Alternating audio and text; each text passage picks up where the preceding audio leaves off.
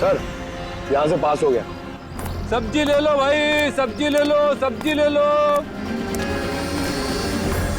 Sir पप्पन यहाँ से निकल गया। ले भैया तेरा ठेला संभाल ले। उसको उधर ही रोक के रख, चाहे वो रोए या हंसे, तुम उसकी चिंता मत कर। जब तक वो हमारे पास है, बाजी हमारे हाथ में है।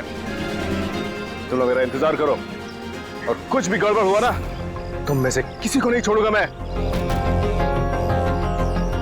ये चिड़ी का गुलाम तुम्हारी तरफ गया था, देखना जरा।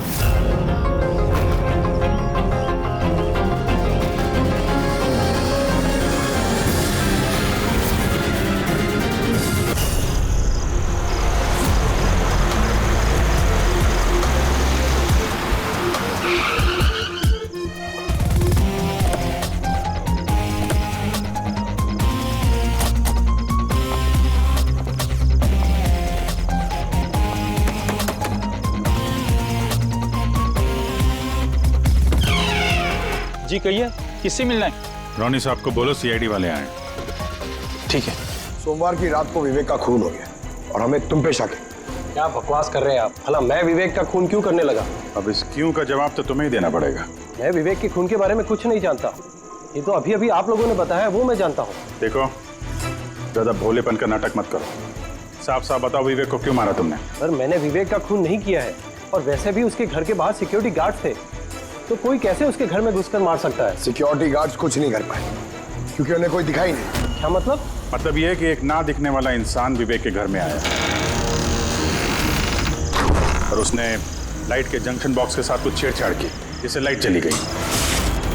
सर लाइट चली गई? मैं पता लगाता हूँ। नहीं मिस्टर रॉनी, आप बाहर नहीं जाएंगे, अभी तो रुकिए, आपकी जान को खतरा है। ये वही खूनी हो सकता है। सिक्योरिटी! रॉनी आप हिलना मत। जी सिक्योरिटी!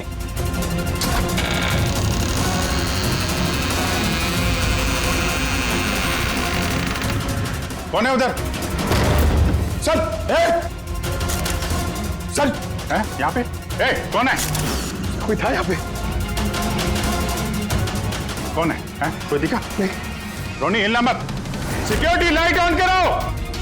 सर मैं बाहर जाता हूँ। देखो। Oh no, Pankaj!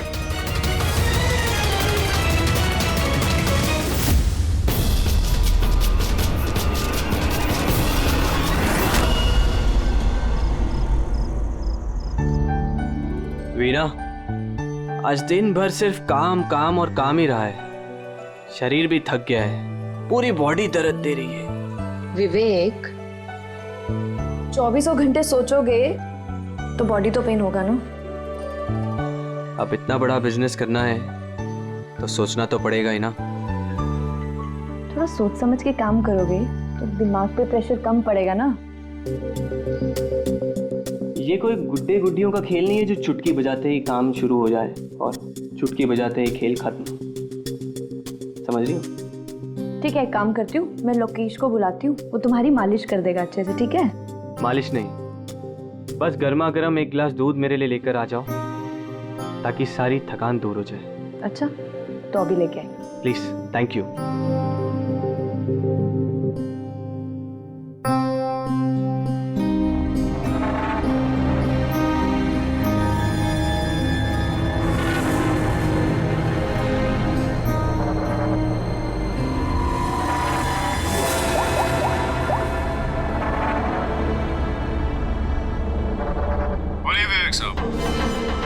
सब ठीक ठाक है? हाँ साहब, सब ठीक है, एकदम ट्रैक पे है। काम हो जाएगा ना? आपको जुबान दिया साहब, काम हो जाएगा। जो भी तुम्हें सही लगे वो सब करो, तुम्हें पूरी छूट है, मगर उसको फिक्स कर दो। आप चिंता मत करो साहब, वो तैयार हो जाएगा। उसको तैयार करना मेरे बाएं हाथ का काम है। गुड।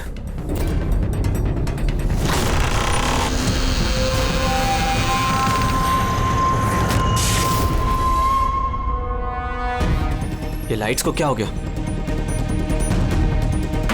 वीना, वीना तुम हो? वीना तुम बोलती क्यों नहीं? ये लाइट्स कैसे चली गई? लोकेश, वीना, कौन है? कौन है यहाँ पे? बिना मजाक मत करो।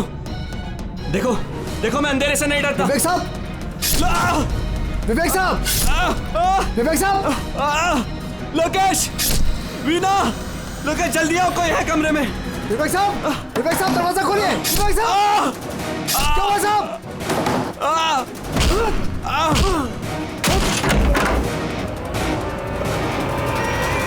विवेक साहब, मालकिन, विवेक साहब, विवेक साहब, विवेक साहब, मालकिन, विवेक साहब।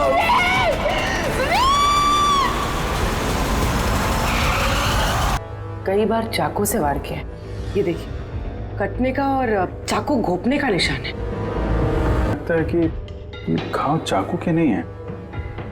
ऐसा क्यों लगता है सर आपको?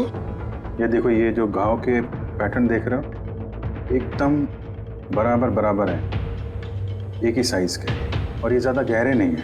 अगर चाकू का घाव होता तो बड़ा होता, गहरा होता, और ऐसे पैटर्न में नहीं बनता। मतलब सर चाकू जैसा ये कोई छोटा हथियार है और उसे बार बार मार के खून किया। लगता तो ऐसा ही है यार। आप कहाँ थे आप जब ये खून हो? साहब मैं नीचे अपने कमरे में था। जब विवेक साहब की चीखने की आवाज सुनी तो मैं दौड़ के ऊपर आया। साहब मैंने दरवाजा खोलने की बहुत कोशिश की, लेकिन दरवाजा अंदर से बंद था। विवेक साहब अंदर से जोर जोर से चिल्ला रहे थे, इसलिए मैं दरवाजा तोड़ के अंदर गया और मैंने देखा कि जब दौड़ के अंदर आए तो आपने खूनी को नहीं देखा है फिर? यही तो अजीब है साहब, खूनी दिखा ही नहीं। दरवाजा बंद था अंदर से? हाँ साहब।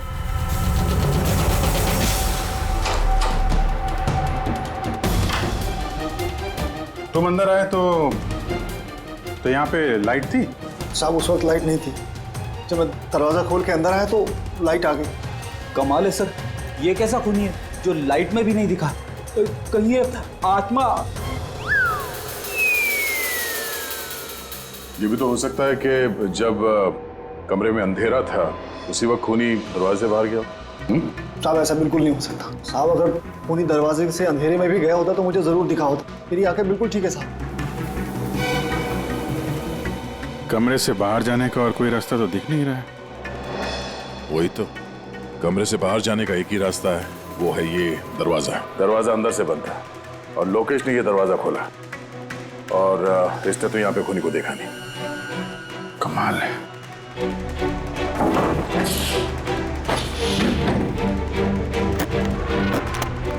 क्योंकि अंदर से बंद है, यहाँ से तो खूनी आ नहीं सकता। तो खूनी अंदर कैसे आया? और फिर बाहर जाते हुए किसी को दिखा नहीं। सर मेरी दादी एक भूतिया कहानी सुनाती थी। पंकज, एक तो ये कहानी नहीं है, हकीकत है, और ये भूतिया नहीं है। सर ये हकीकत है लेकिन भूतिया लगता है ना। कोई यहाँ पर आता है, बिना हथियार के खून करता है और चले जाता है। कहाँ से? जाने का तो यही एक रास्ता है, ये दरवाजा। लेकिन सर बीना तो सीढ़ियों से ऊपर आ रही थी, और अगर खूनी यहाँ से जाता तो उसे दिखता जरूर। कमाल है यार, ये लाइट का आना जाना, इसका कुछ ना कुछ कनेक्शन है इस केस के साथ। लाइट का जंक्शन बॉक्स कहाँ पे है?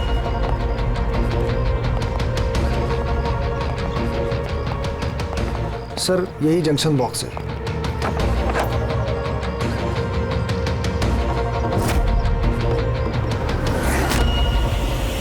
इधर जरा। कल तुम ही ड्यूटी पे थे? मैं तो गेट पे था साहब। तुम्हारे गेट पे रहते कोई घर में घुस के खून कर गया, तुम्हें पता नहीं चला? देखिए साहब, मैं अपनी ड्यूटी पे अलर्ट रहता हूँ, ना कोई अंदर आया है ना कोई बाहर गया है। अलर्ट? तो क्या खूनी हवा में आया, हवा में गायब हो गया है? ये लाइट स्विच ऑफ किसने की थी यहाँ से? पता नहीं साहब, अचानक ऑफ हो गई। मैंने सोचा फ्यूज उड़ गया हो। यहाँ कोई स्पार्क वार्क हुआ था जंक्शन बॉक्स में? नहीं साहब, स्पार्क नहीं हुआ था, लाइट चली गई, और जैसे लाइट चली गई मैं जंक्शन बॉक्स की तरफ दौड़ा। देखा बाकी सबके घर में लाइट है, हमारी क्यों नहीं? और देखा साहब जंक्शन बॉक्स खुला था, जंक्शन बॉक्स का स्विच भी बंद था, और मैंने ऑन किया साहब। जैसे ही ऑन किया लाइट आ गई। कोई तो आया था यहाँ पे जिसने लाइट के साथ छेड़छाड़ की है। विवेक की बीवी वीना, उससे भी पूछ लेते हैं।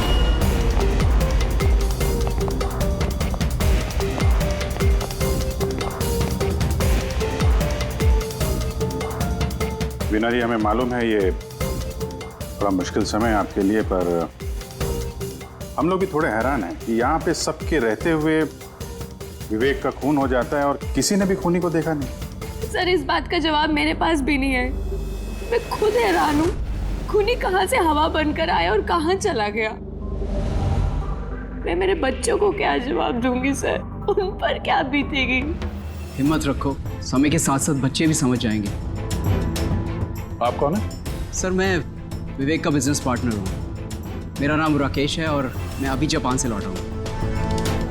किस सिलसिले में जापान गया था? सर एक बिजनेस के मामले में गया था। क्या बिजनेस क्या करते हैं? सर विवेक और राकेश एक जापान में ऑयल बेसिन का बिजनेस शुरू कर रहे थे, जापान की सी में। जॉइंट वेंचर था इंडिया और जापान में। दोस्त तो गया ही, पता नहीं अब इस कंपनी का क्या होगा। विवेक की किसी से कोई दुश्मनी थी क्या, या आजकल कुछ स्ट्रेस में हो, कोई धमकी भरे फोन ऐसा कुछ? नहीं सर, कभी किसी की धमकी या फिर कुछ ऐसा उन्होंने नहीं बताया, लेकिन वो जापान की डील को लेकर काफी टेंशन में रहते थे। किस तरह की टेंशन? डील होगी भी या नहीं। लेकिन सर एक बात और थी। क्या? सर कुछ दिन पहले विवेक एक बहुत अजीब आदमी से मिले थे। अरे आप चिंता मत करो,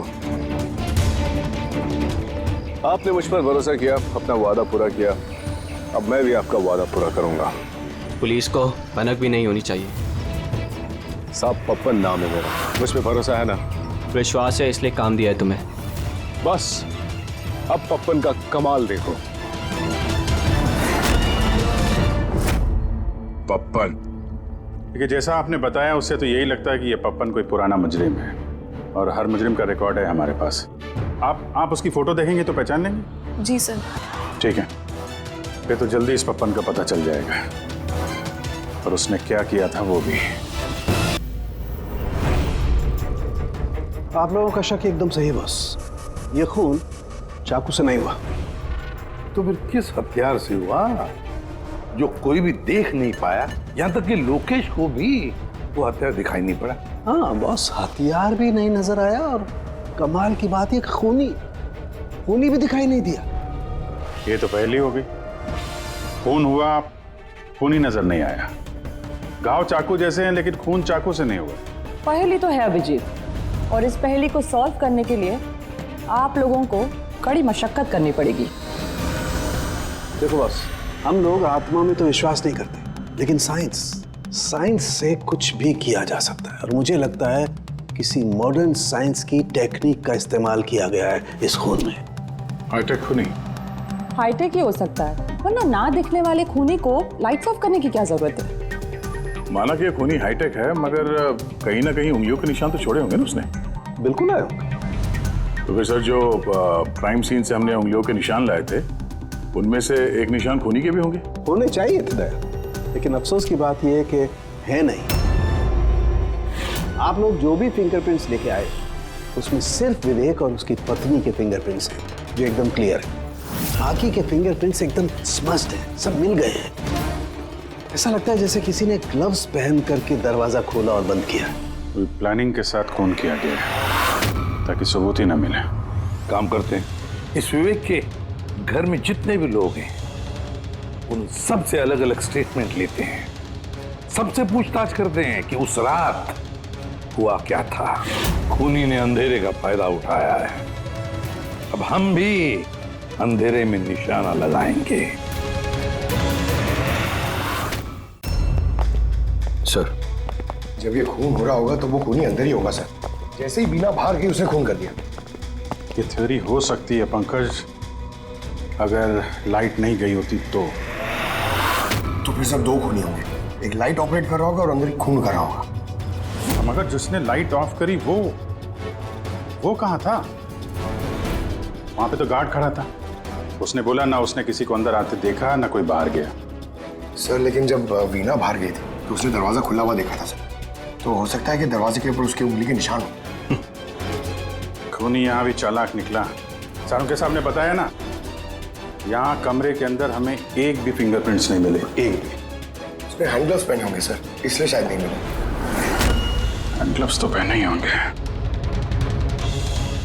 विवेक की बॉडी यहाँ पड़ी थी, मतलब यहाँ कहीं खड़ा होगा। 1 मिनट यहाँ खड़े होना जरा पंकज। खूनी जब अंदर आया तो दरवाजा खुला हुआ था। जैसे ही लाइट गई, खूनी अंदर आया, उसने दरवाजा बंद किया। अंधेरे में उसने विवेक का खून कर दिया, क्योंकि जब लोकेश आया था तो ये दरवाजा अंदर से बंद था। हाँ सर, खूनी अंदर ही होगा सर।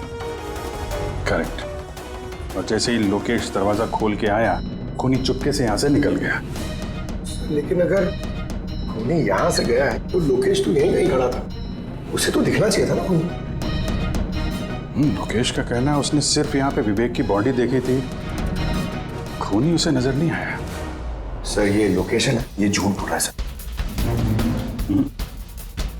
लगता तो नहीं है। इंटरोगेशन में अच्छे अच्छे झूठ बोलने वाले ना लड़खड़ाने लगते हैं, उनकी जबान कांपने लगती है। ऐसा लगता नहीं है वो झूठ बोल रहा है। तो फिर कौन है ये आदमी? वीना ने उसे महसूस किया, लोकेश ने उसे महसूस किया, लेकिन देखा नहीं।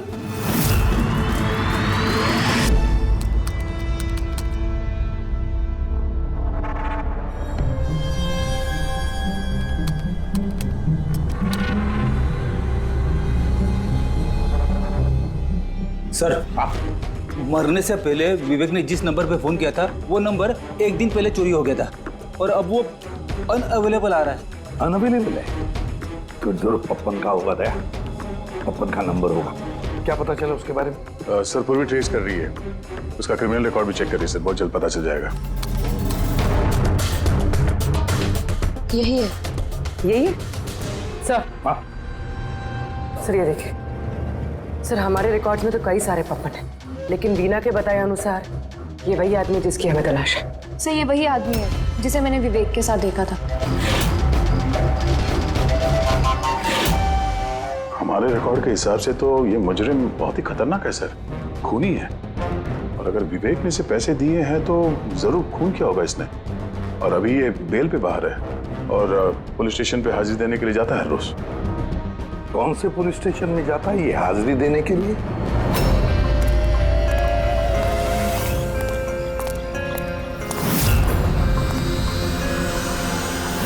सर यहाँ से पास हो गया। सब्जी ले लो भाई, सब्जी ले लो, सब्जी ले लो। सर, पप्पन यहाँ से निकल गया। ले भैया, तेरा ठेला संभाल ले। उसको उधर ही रोक के रख, चाहे वो रोए या हंसे, तुम उसकी चिंता मत कर। जब तक वो हमारे पास है, बाजी हमारे हाथ में है। तुम लोग मेरा इंतजार करो, और कुछ भी गड़बड़ हुआ ना, तुम में से किसी को नहीं छोड़ूंगा मैं। ये चिड़ी का गुलाम तुम्हारी तरफ गया था, देखना जरा।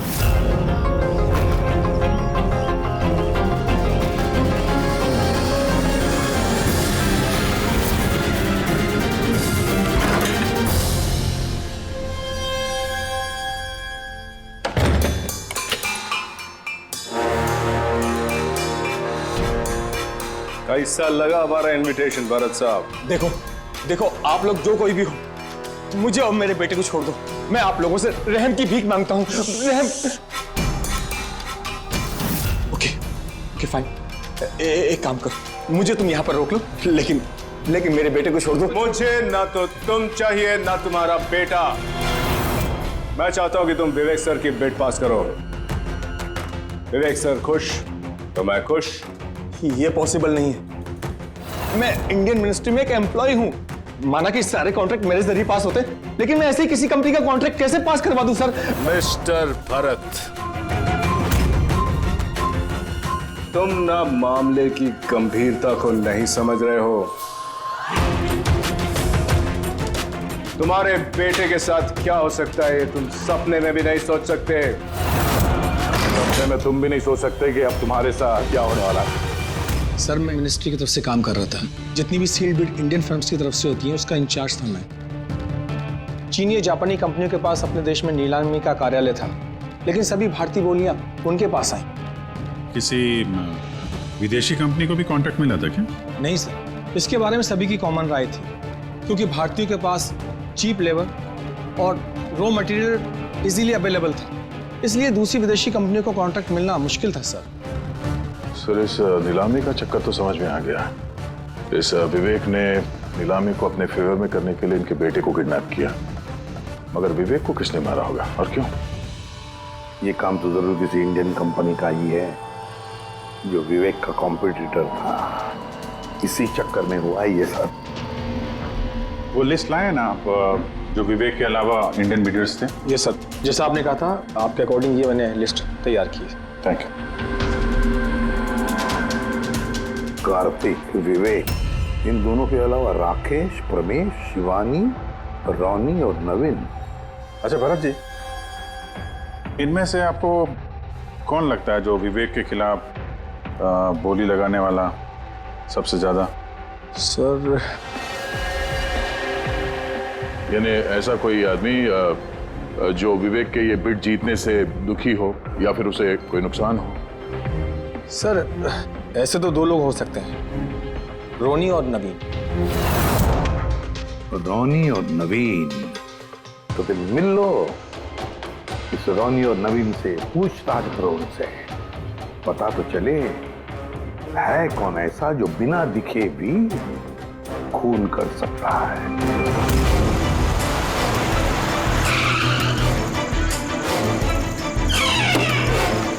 जी कहिए, किससे मिलना है? रोनी साहब को बोलो सीआईडी वाले आए।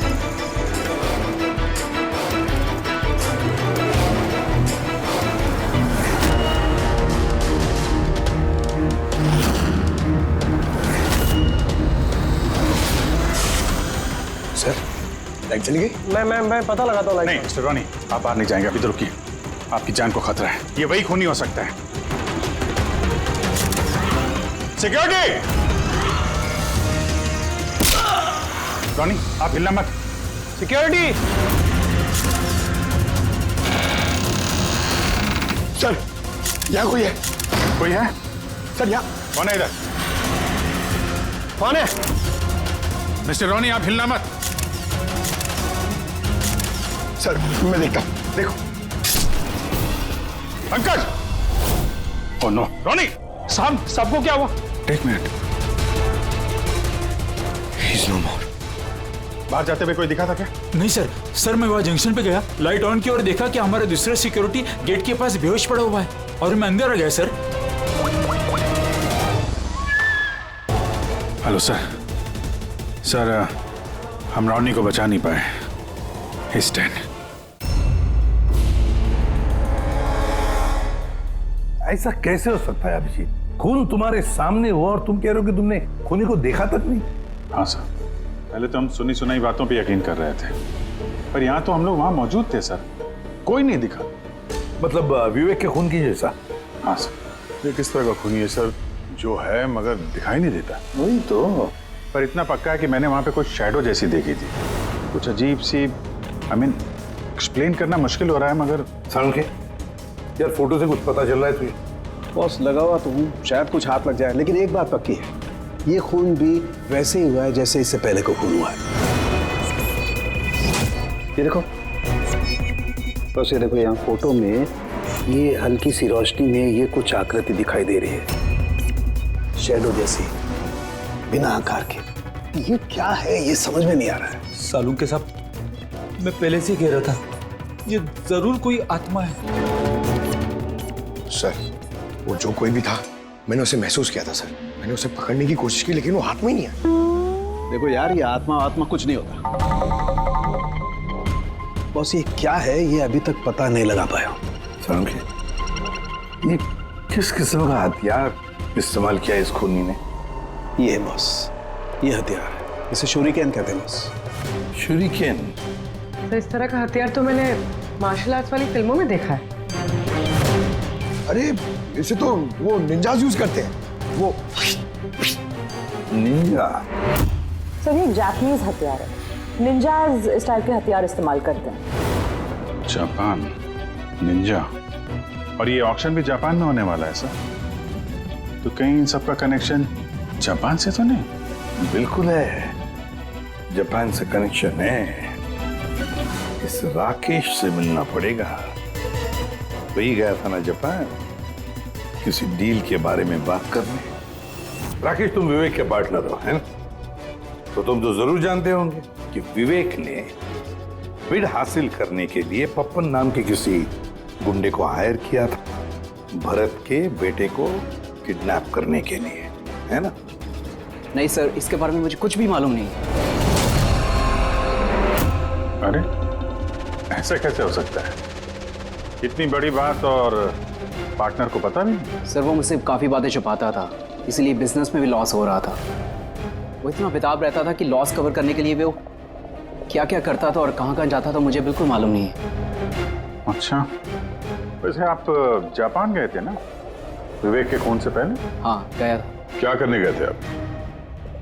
ऑलरेडी प्रोजेक्ट का मामला था, इसके लिए मैं जापान गया था, मगर विवेक यहीं से सारे ऑपरेशन हैंडल कर रहा था। ऑयल का प्रोजेक्ट? तो क्या क्या प्रोजेक्ट था, जरा डिटेल में बताओ तो सही।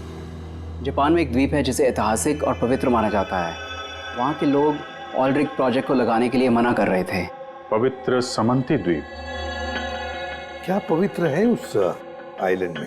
कुछ पुराने योद्धाओं को वहाँ पे दफनाया गया था, जैसे समुराइज, रॉनिन्स और निंजास। सामुराई, रॉनिन, निंजास, पुराने योद्धाओं को दफना दिया था वहां पर। सर ये कोई इत्तेफाक है या कुछ और? ये जो निंजास है ये पुराने दौर के हथियारे थे सर जापान में, पर आज भी काफी लोग इन लोगों को मानते हैं। तो वो लोग नहीं चाहते होंगे कि उस जगह पे ये ऑयल ड्रिलिंग हो और उन लोगों ने इन्हें। हाँ हो सकता है दया, हो सकता है, पर ये भी तो हो सकता है कि इन लोगों की आपसी दुश्मनी, कोई बिजनेस राइवल। सर ये नवीन तो नहीं हो सकता क्योंकि जब दूसरा खून हुआ तब मैं और पूर्वी उसी के साथ थे। तो फिर ये बचे 3 बिडर्स, शिवानी, प्रमेश और कार्तिक, तीनों को बुला लेते हैं यहाँ पर। कार्तिक, प्रमेश, शिवानी, तो तुम 3 भारतीय थे विवेक के साथ बिड करने में जापान में, मगर डील हमारे हाथ में आई नहीं और इसी वजह से विवेक और रोनी का खून हुआ है। कार्तिक आप कहाँ थे जब ये दोनों खून हुए? सर मैं मीटिंग में ही था, आप मेरे एम्प्लॉयज से पूछ सकते हैं सर। और प्रमेश? सर मैं सामाजिक व्यक्ति हूँ और सर इसके गवाह सर वो अफसर हैं, और सर जिस वक्त खून हुआ मैं उनका साथी था सर। तो ये भी तो हो सकता है ना कि ये खून तुम लोगों ने करवाया? सर हम क्यों खून करवाने लगे? सब अपने अपने नसीब का खाते हैं सर, और डील नहीं हुई तो क्या हुआ सर? कभी ना कभी कोई ना कोई डील तो हो ही जाएगी। वैसे आप कहाँ थे शिवानी जब ये खून हुआ? सर मैं जापान गई थी। और क्या करने गई थी आप जापान में? सर एक मजबूरी आ गई थी। मजबूरी? कैसी मजबूरी? सर कुछ विदेशी कंपनियां हमारी भारतीय कंपनियों के बारे में गलत अफवाहें उड़ा रही थी, उसी वजह से भारतीय कंपनियों को बहुत ही चिंता हो रही थी। तो हम वहां उनकी चिंता दूर करने गए थे और ये बताने गए थे कि भारतीय कंपनियां सबसे बेहतर होती हैं। और वैसे भी सर हमने अपनी बिड्स विड्रॉ कर ली थी, तो फिर हम क्यों मारेंगे उन्हें? और बिड्स विड्रॉ करने की कोई खास वजह? सर वजह सर ये थी कि हम लोग अपनी ज़िंदगी में सर टेंशन नहीं चाहते हैं, और सर हम लोग किसी भी तरह का कोई रिस्क नहीं चाहते हैं। सर हम लोग को सर जो भी मिल रहा है सर हम उतने में खुश हैं।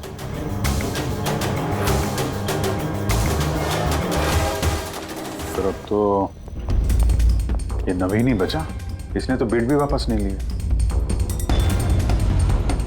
तो कहीं नवीन ने तो नहीं ये सब किया? या फिर ये भी तो हो सकता है कि अगला शिकार नवीन ही हो। नवीन, तुमने बिड क्यों नहीं कैंसिल की जब सारे लोग पीछे हट गए थे? ऐसे कैसे मैं पीछे हट जाता? इस कॉन्ट्रैक्ट को पाने के लिए मैंने कितने महीनों मेहनत की है पता है तुम्हें? मुझे लगा कि अगर ये कॉन्ट्रैक्ट मेरे हाथ में आ गया तो मेरी सारी दुनिया बदल जाएगी। अब तो दुनिया से जाने की ही नौबत आ गई है। तुम समझते क्यों नहीं हो? अगर तुम चले गए तो मेरा क्या होगा? डरने की कोई बात नहीं है, हमें कुछ नहीं होगा। सीआईडी की पूरी टीम हमारे साथ है। अरे सीआईडी वालों के सामने वो मार के चला गया, और सीआईडी वाले क्या किए? कुछ नहीं कर पाए वो। सीआईडी की टीम पे भरोसा रखो तुम, हमें कुछ नहीं होगा। पंकज, तुम्हें पता है ना हमें क्या करना है? Don't worry, I know. मैं आता हूं।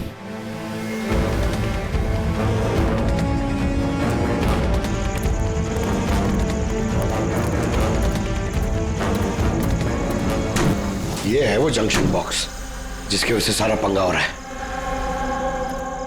मैं देखता हूं ये कौन है। ये जगह सही है।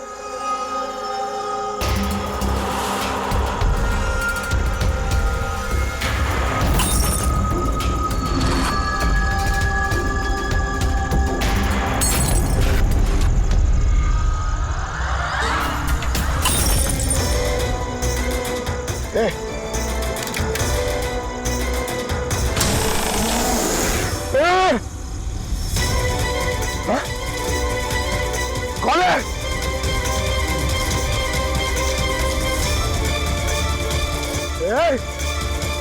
मारा।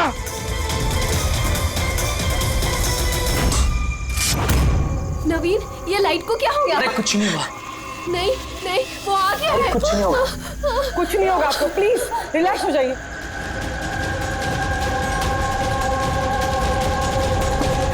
रिलैक्स हो जाइए। नवीन, सामने आओ, वो तुम्हें मार डालेगा। अरे नहीं। कौन है यहाँ पे?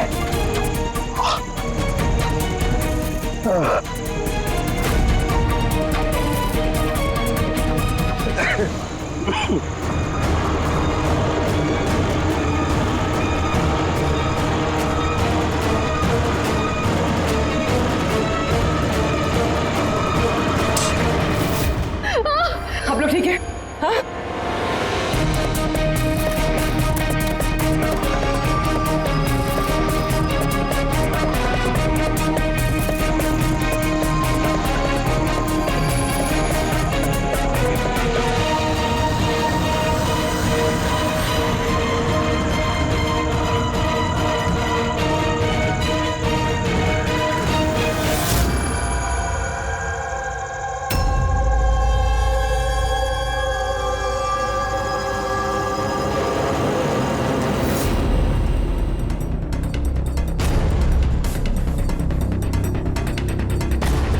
सर, मैंने वहां पर 6 गोलियां चलाई थी।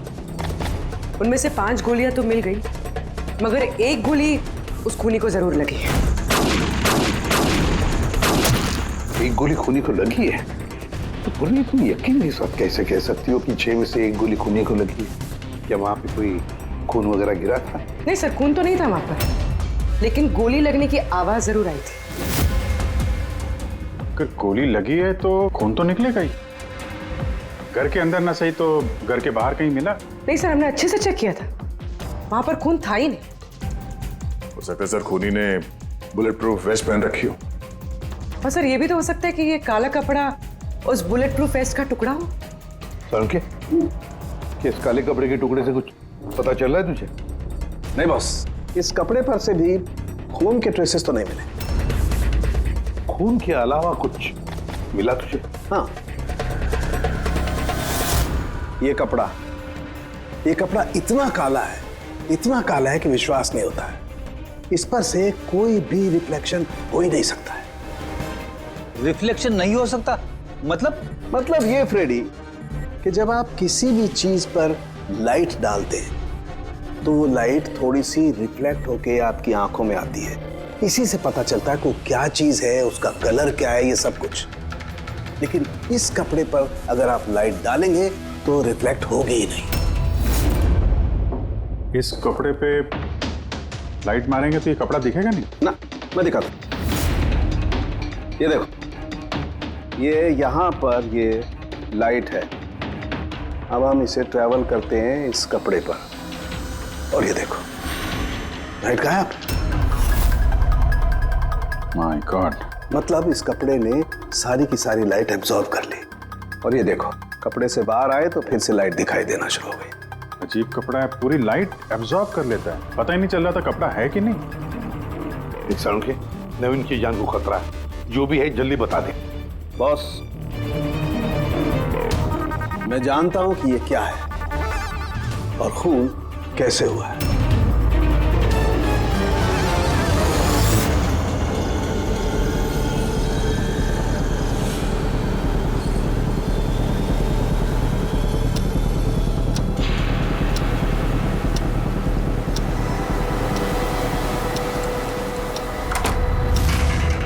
शिखा, क्या हुआ तुम्हें? क्यों इतनी परेशान लग रही हो? हमें कुछ नहीं होगा, रिलैक्स हो जाओ। कैसे रिलैक्स हो जाओ? तुम्हें कुछ हो गया तो? अरे शिखा, मैंने बोला हमें कुछ नहीं होगा। नवीन, ये लाइट कैसे चली गई? अरे अरे, नवीन वो आ गया है। कोई नहीं वो आया। तुम्हें मार डालेगा।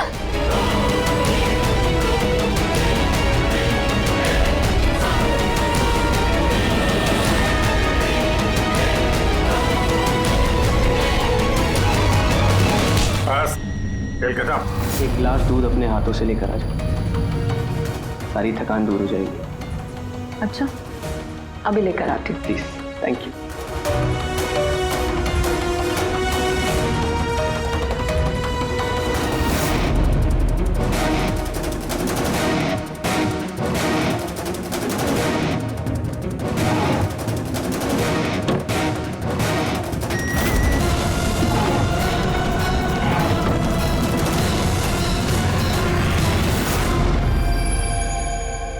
मैंने सोचा नहीं था कि कोई मुझे भी पकड़ सकेगा। हमने भी नहीं सोचा था कि एक पत्नी अपने पति का खून कर देगी। अपराधी चाहे जितना दिमाग लगाकर अपराध को अंजाम दे, कहीं ना कहीं उससे कोई ना कोई गलती हो ही जाती है। मैंने तो कोई गलती नहीं करी, फिर भी आप लोगों ने मुझे पकड़ लिया। नहीं, गलती हुई तुमसे। ये कपड़ा पहन के तुमने बहुत अकलमंदी दिखाई थी, लेकिन इस कपड़े का टुकड़ा हमें खिड़की में से मिल गया और खिड़की पे फंसा हुआ वो कपड़ा हमारे लिए सबूत बन गया, और उसी कपड़े की वजह से तुम हमारे पकड़ में आ गई। ये कैसा कपड़ा है सर? मैंने इसके बारे में पहले सिर्फ सुना था बॉस। मुझे पता नहीं था कि इसका इस्तेमाल किया जा सकता है, वो भी इस तरीके से। इसे जिस जिस व्यक्ति ने बनाया उसने अपने हिसाब से इसको नाम दिया, लेकिन एक बात पक्की है, ये दुनिया की सबसे ज्यादा काली चीज है।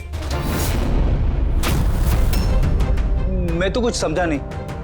सीधे तरीके से ये बात है फ्रेडी कि अगर इस कपड़े का कोई सूट बना करके पहन लेगा, वो व्यक्ति आपको दिखाई नहीं देगा तब तक जब तक कि उसके आसपास की सारी लाइट्स एलिमिनेट ना हो जाए। वो दिखाई नहीं देगा। अगर दिखाई देगा तो सिर्फ एक आकृति दिखाई देगी, एक छाया, वो भी बिना किसी रूप के। ये एक 3D से 2D में बदल जाने की प्रक्रिया है। अरे सर, कोई तो लाइट होगी जिससे ये दिखे। ऐसी कोई लाइट नहीं है, ना इंफ्रारेड लाइट, ना यूवी लाइट, ना ही लाइट स्पेक्ट्रम। अभिजीत, नवीन से कहो कि वो बिड विड्रॉ ना करे और ये इंफॉर्मेशन सब में फैला दो। सर, इस बात के फैलते ही उस पर फिर से हमला हो सकता है। यही तो हम चाहते हैं पूर्वी, यही तो हम चाहते हैं। ये ब्लैक फैब्रिक लाइट को एब्जॉर्ब कर लेता है, लेकिन हीट को एब्जॉर्ब नहीं करता। हीट को तो रिफ्लेक्ट करेगा ही। हम खूनी को पकड़ेंगे थर्मल विजन से।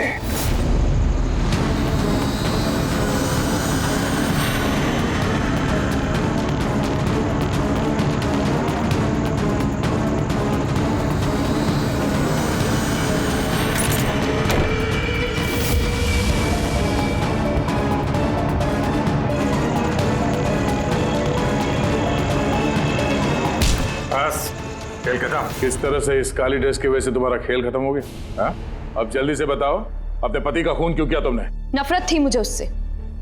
उसकी बीवी कहलाते हुए भी मुझे शर्म आती थी। क्यों? ऐसा क्या करता था वो कि तुम्हें इतनी नफरत थी? ये जो बिजनेस था, मेरे पापा ने उसे दिया था। इतना बड़ा एम्पायर खड़ा करके दिया उसे, और वो उसे मिट्टी में मिलाने की कोशिश कर रहा था। गुंडों के बदौलत कॉन्ट्रैक्ट लेता था। तुम्हारा मतलब है कि वो खुद अपना बिजनेस खराब कर रहा था? कर नहीं रहा था, कर दिया था। मेरी फैमिली बैंकरप्सी की गिनती में थी। बिजनेस खराब चल रहा था तो उसे बातचीत कर दी, उसे समझा दी, उसे जान से मार दिया। मैंने उसे बहुत समझाने की कोशिश की थी, पर वो नहीं समझा, और मजबूरन मुझे ये कदम उठाना पड़ा।